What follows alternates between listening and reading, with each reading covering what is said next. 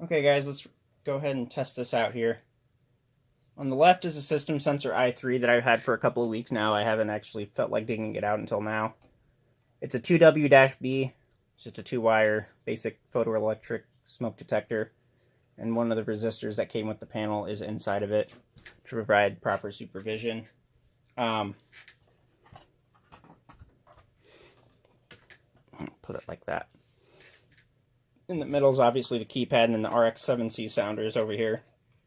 There's a paper towel stuffed in the piezo speaker because it's very loud.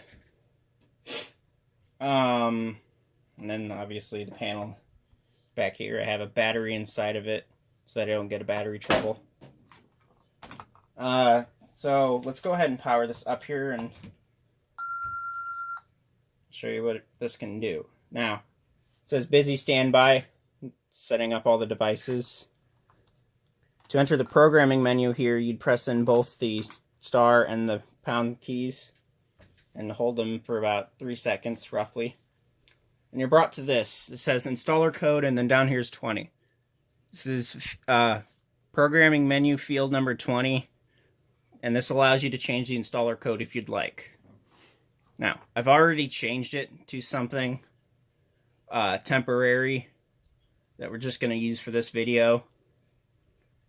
Wouldn't actually change it to my own personal code if I wanted to sell this unit. Nor would I change it back to the factory default right now, because I don't want to give out the factory default code. I'll change it back to the factory code after these videos. So anyway, in this programming menu is basically where you would like set up all of your zones and all of your custom options for certain events. Yeah. So to exit, you tap either the star or the pound key, and then you tap 9. That exits. And now we're back. Now we're here. It says Disarmed Chime, hit star for faults. I do have some faults on this because just like when I got my fire guard panel, I was missing a couple of resistors. So I'll need to go out and try and hunt some down. But for now, we can just do what's called bypassing zones. So let's go ahead and bypass those zones. And so you type in your installer code, which I've set to 1234, and you press the number 6. Comes up with this little bypass, and then you have to enter in the zone number twice. So now it says bypass 02, and you heard a ding.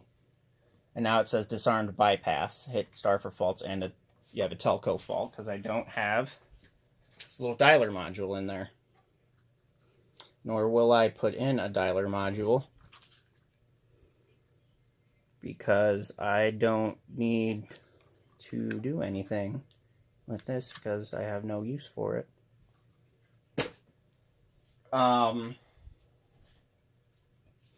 Let's go ahead and bypass all of the other zones here. We bypassed zone 2, which is one of the faults. The other 3 faults are 3, 4, and 5.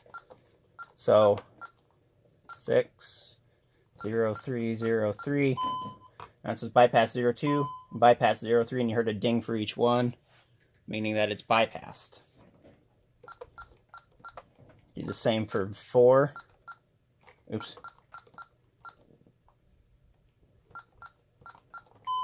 There we go. And then we'll do the same for zone 5. And now you see that the ready light has come on, meaning that there's no active faults in the system. Use that term loosely. There are some faults, obviously telecommunications fault, but that's not enough to actually keep you from arming the system.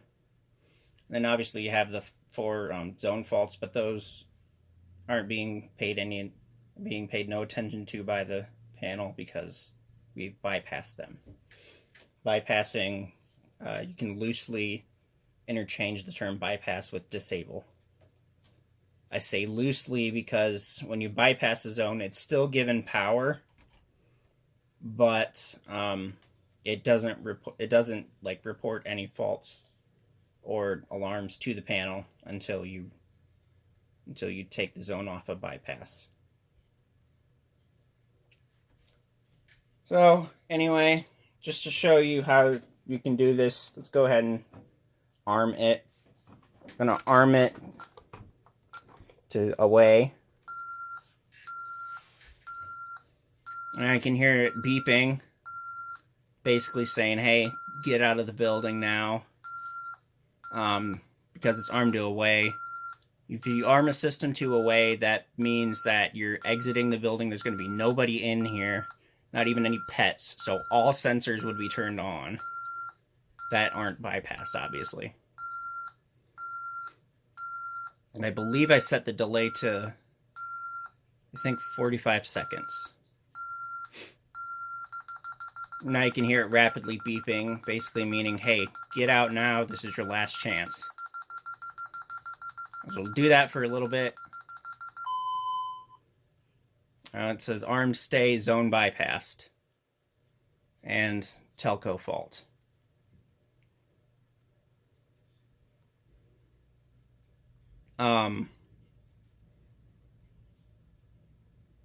Yeah, no, I don't have any, like, you want to call them, like motion sensors or vibration sensors or glass break sensors. So I'm not going to be able to like activate the system since it's armed to stay. What I can do though is obviously I can activate the fire alarm part, smoke detector.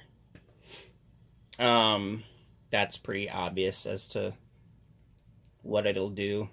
Go ahead and activate it here. It does take a little bit for the i3 to communicate back to the panel that it's gone into alarm. And the panel, I believe, has a delay of about like 1 to 2 seconds before it goes off.